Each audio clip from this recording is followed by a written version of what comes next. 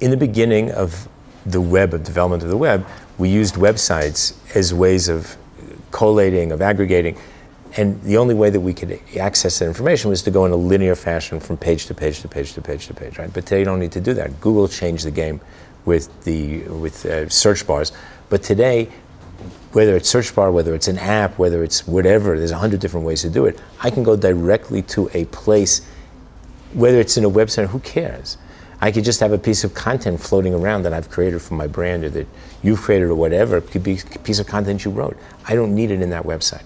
So we have to understand that to think in a linear, sort of guarded fashion about websites, we're missing the plot. People are worried about stickiness, right? They're worried about how do I keep somebody stuck in my page or in my site or in my app, whatever it was, for as long as possible.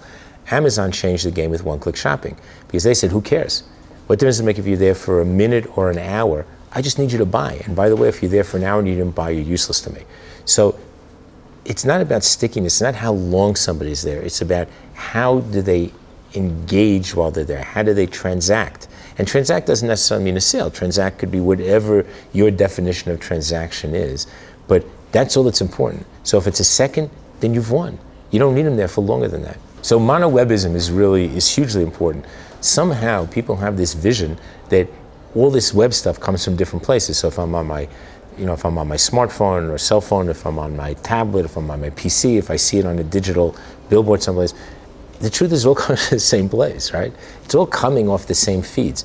The difference is when it hits that device or that place or whatever, it changes.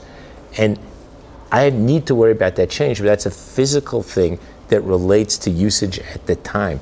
But the core of the information, the core of what I'm sharing all comes from the same place. And that's critical to understand because that requires you to have assets to create things, to have stories, to have connections that are critical and important that can be used any place.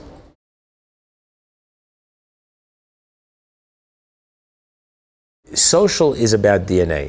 If all we do is think about social as some technological advancement, again, we've lost the plot on it and we're just not going to use it the right way. Social is about DNA. Human beings are social. Eve gave Adam the apple, began the whole deal, right? It's all about sharing. It's all about being able to share information. We've always done that. So I call it the water cooler on steroids. It's like we used to come in the morning and you watched the football match the night before, you saw some advertising or maybe you went shopping into a great restaurant. You came in and you talked about it, right? So you came into the office and you sat around the water cooler, around the coffee, whatever it is, and you talked about it and you shared it.